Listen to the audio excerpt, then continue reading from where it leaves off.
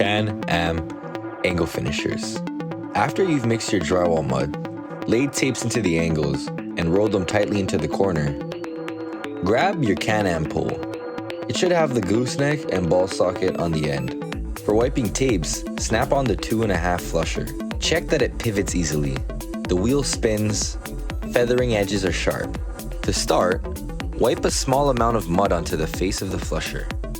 This is gonna help slide and fill out the tapes.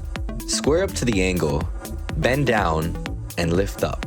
Touch up and straighten the bottom of the tapes.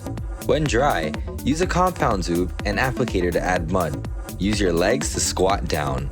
Move yourself to be in the center of the angle.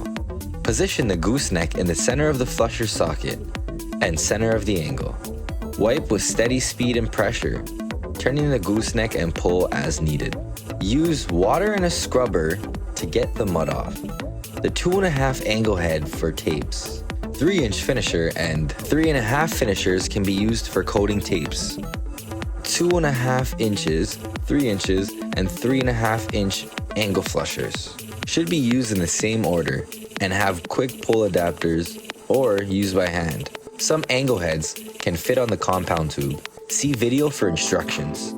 The mud flows out of the variable flow cover plate. Angle heads snap onto the compound tube as well, and mud flows out of this hole. Thoroughly cleaning and checking every part of the angle finishers assures perfect finishing.